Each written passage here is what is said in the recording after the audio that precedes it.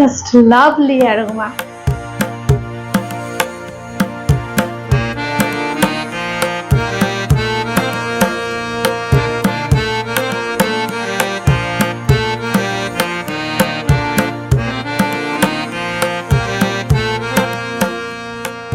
বিরিয়ানি আমার আপনার সকলের প্রিয় একটা রেসিপি, কিন্তু অনেক সময়ই দেখা যায় বিরিয়ানি অর্ডার করলে বা বিরিয়ানি কিনে খেলেও চিকেন বা মাটন বিরিয়ানির দিকেই বেশি ঝোঁকটা থাকে। কিন্তু অনেক এমন সদস্য আছে বাড়ির মধ্যে, পরিবারের মধ্যে, আত্মীয় স্বজনের মধ্যে যারা কিন্তু চিকেন বা মাটন খায় না। তাদের জন্য আজকের রেসিপি হচ্ছে এগ বিরিয়ানি রেসিপি। এটা খুব সহজে একেবারে বাড়ির উপাদান দিয়ে তৈরি করা যায়, আর এটা যে কোনো টাইমে আপনি বানিয়ে ফেলতে পারবেন। সময়ও কিন্তু ভীষণ কম লাগে আর খেতেও অপূর্ব। নমস্কার বন্ধুরা, ওয়েলকাম টু কুকিং উইথ ইচ্ছে। আজ আমি এগ লাভারদের জন্য একটা রেসিপি নিয়ে এসেছি। আজকে সানডে স্পেশাল হচ্ছে এগ বিরিয়ানি।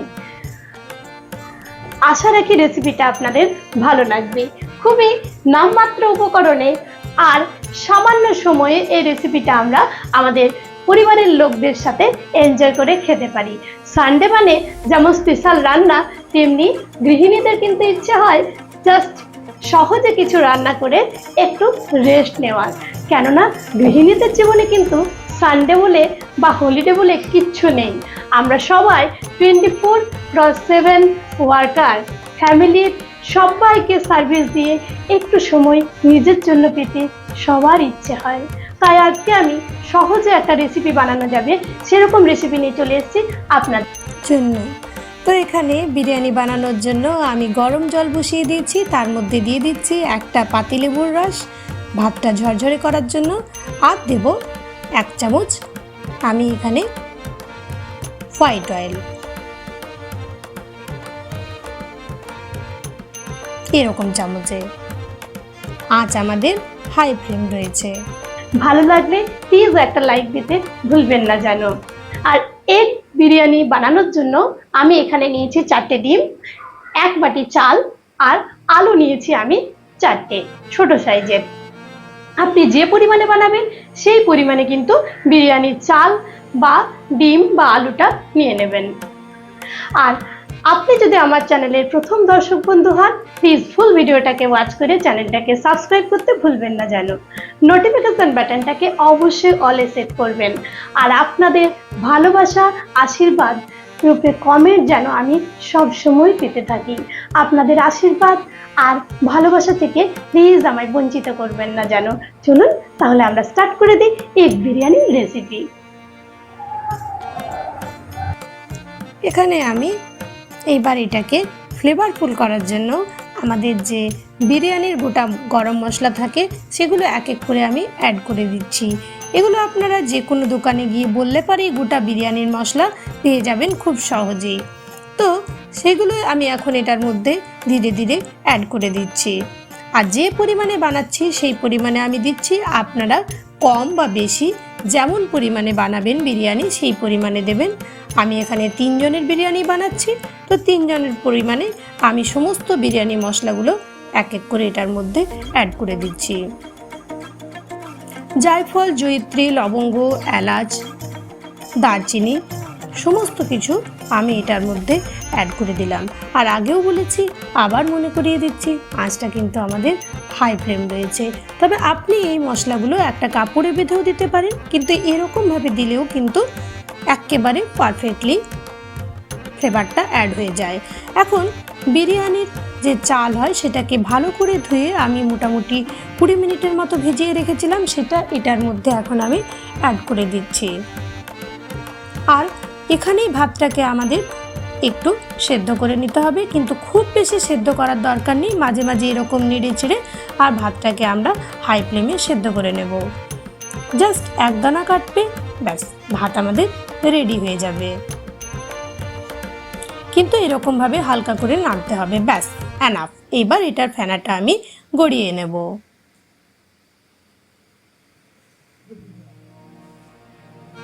আর ফেনাটা গড়িয়ে কিন্তু সাথে সাথে একটা বড় থালার মধ্যে আমি ভাতটাকে ভালো করে ছড়িয়ে নেব। এই ভাতটা ভালোভাবে আমাদের ঠান্ডা করতে হবে। আর দেখতেই পাচ্ছেন ভাতটা কতটা সেদ্ধ হয়েছে। এরকমই কিন্তু আমাদের ভাতটা সেদ্ধ করতে হবে, পরে দমে বাকি বিরিয়ানির ভাতটা আমাদের সেদ্ধ হবে। এটা গরম অবস্থাতেই কিন্তু আমাদের করতে হবে, ঠান্ডা হওয়ার পর কিন্তু ভাতটাকে আলাদা করতে যাবেন না। এখনই কিন্তু গরম অবস্থাতেই এরকমভাবে ভালো করে আমাদের এটাকে মেলে দিতে হবে। রেডি আমাদের ফার্স্ট প্রসেস।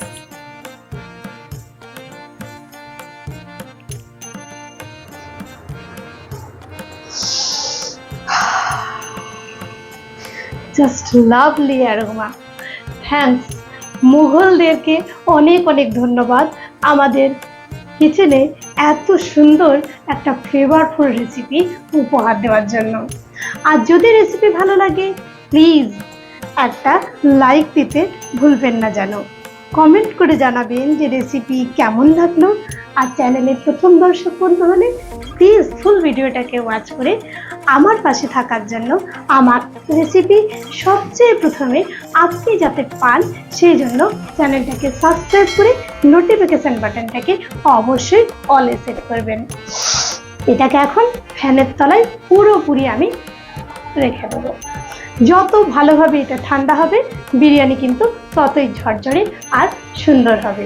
চলুন তাহলে এটাকে ফ্যানের তলায় রেখে দিই। এখন আমি আলু আর ডিম সেদ্ধ করব। সেজন্য বেশ খানিকটা জল বসিয়ে দিয়েছি, তার মধ্যে আলু আর ডিমগুলো দিয়ে দিলাম। এখন এটাকে আমি সেদ্ধ করে নেব। তবে আলুগুলো খুব একটা বেশি সেদ্ধ করার দরকার নেই, ডিম সেদ্ধ হতে হতেই কিন্তু আলু সেদ্ধ হয়ে যাবে। এখানে আমি হাঁসের ডিমের বানাচ্ছি, আপনারা যে কোনো ডিমের বানাতে পারেন, বাজার চলতে যে কোনো ডিম। আমাদের ডিম আর আলু সেদ্ধ হয়ে গেছে। এখন আমরা চলে গেলাম 3 নাম্বার প্রসেসে। তো এখানে আমি বেশ খানিকটা সর্ষের তেল গরম করে নিচ্ছি। বেরেস্তা বানানোর জন্য আমি পেঁয়াজ কেটে নিয়েছি লম্বা লম্বা। বেরেস্তা বানানোর জন্য এখন আমি এটার মধ্যে বড় সাইজের 2টো পেঁয়াজ দিয়ে দেব। আর যেহেতু বিরিয়ানি অনেক বেশি স্পাইসি তাই তেলটা বেশি লাগবে। বেরেস্তার পেঁয়াজের কালার পারফেক্ট করার জন্য আমি সামান্য পরিমাণ চিনি এটার মধ্যে দিয়ে দিচ্ছি।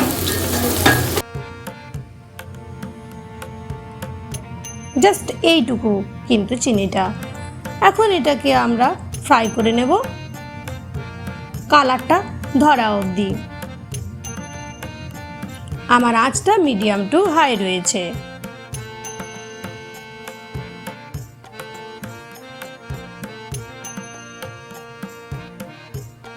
দেখুন, পেঁয়াজটাকে একেবারে ড্রাই ফ্রাই করতে যাবেন না, মানে ডার্ক কালারটা আসার আগে কিন্তু তুলে নিতে হবে। তারপর আমাদের ঠান্ডা হওয়ার পর পেঁয়াজটা অটোমেটিকলি যেরকম বেরেস্তার কালার হয় সেটা হয়ে যাবে।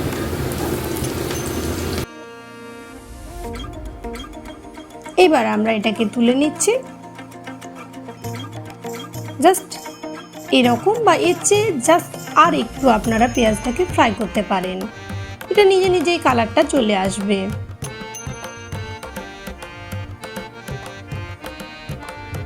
এখন যে তেলটা বেশি করে বলেছিলাম দিয়েছি, সেই তেলের মধ্যে আমি দিয়ে দেবো গোটা যে আমাদের বিরিয়ানি মশলা আছে সেটা একটু পরিমাণে। জাস্ট 2 সেকেন্ড ওয়েট করব মশলাটার ফ্লেভারটা ভালোভাবে অ্যাড করার জন্য। আর আঁচটা এই পর্যায় থেকে কিন্তু লো করে দিতে হবে। এখন আমাদের যে আলুগুলো একটু আমি হালকা করে ভাপিয়ে নিয়েছিলাম সেগুলো এটার মধ্যে ছেড়ে দিচ্ছি। এগুলো এখন আমি হালকা করে ফ্রাই করে নেব।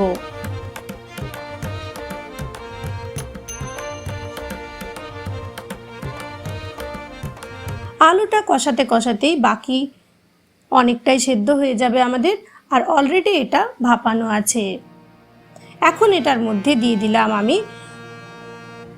পেঁয়াজ ছোট সাইজের একটা, লঙ্কা 3টে, আর দিয়েছি আমি রসুন 12-15 পিস, সেটার পেস্ট। আপনারা লঙ্কাটা ইচ্ছে মতো কম বেশি করতে পারেন, মশলাও আপনারা বেশি করতে পারেন, কম করতে পারেন, যতটা স্পাইসি আপনি খেতে চাইবেন। তবে ঘরোয়াভাবে এরকমভাবে বিরিয়ানি রান্না করলে কিন্তু এই মশলার পরিমাণগুলোই একেবারে পারফেক্টলি হয়। মশলাটা হালকা করে কষানোর জন্য কম আঁচে আমি একটু সময় রাখছি। আর এই অবস্থাতে আমি দিয়ে দিচ্ছি ছোট চামচের 1 চামচ আদা বাটা, আর বাকি কিছু কিছু মশলা এটার মধ্যে আমি এখন অ্যাড করব। দিয়ে দিচ্ছি আমি 1 চামচ দেব ধনের গুঁড়ো, 1 চামচ দেব জিরের গুঁড়ো, আর পরিমাণ মতন দেব নুন। এই বিরিয়ানিটা যে কোনো সময় বিনা অকেশন যে কোনো দিন আপনি বানাতে পারেন, আর এটা সত্যি বলছি অপূর্ব খেতে হয়। জাস্ট একটু রায়তার সাথে এটা একেবারে আর কিচ্ছু দরকার হবে না। একদিন আমার কথা শুনে অবশ্যই বানিয়ে দেখবেন। কম আঁচে মশলাটাকে আমি ভালো করে কষিয়ে নেব।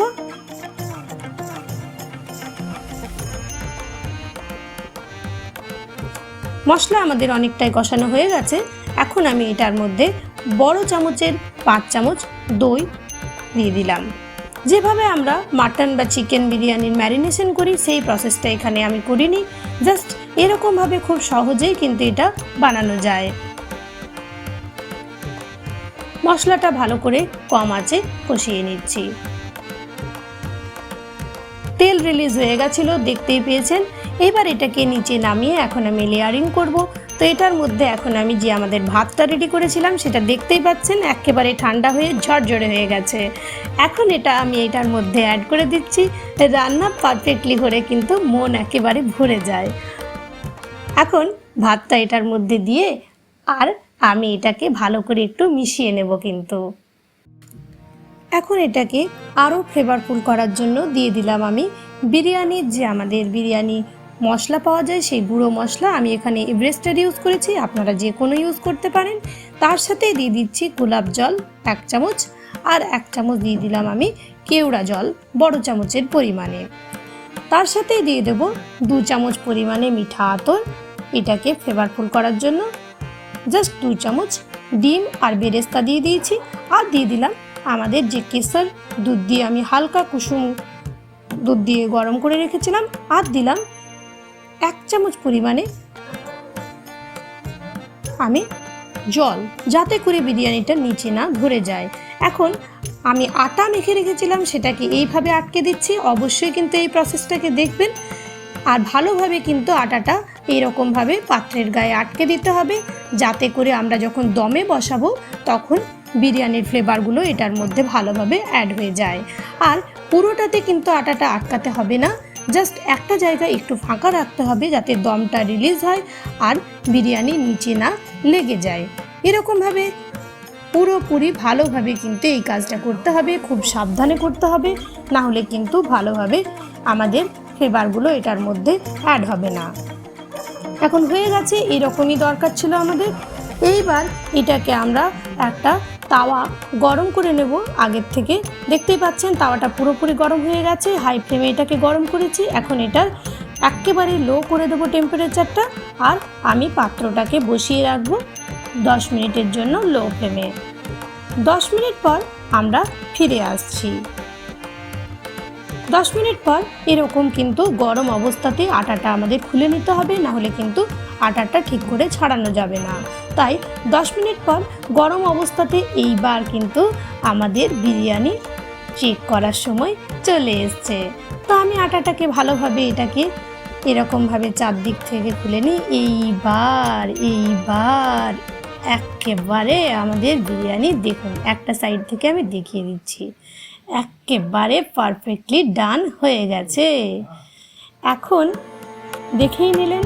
ভালো থাকবেন সবাই, সুস্থ থাকবেন।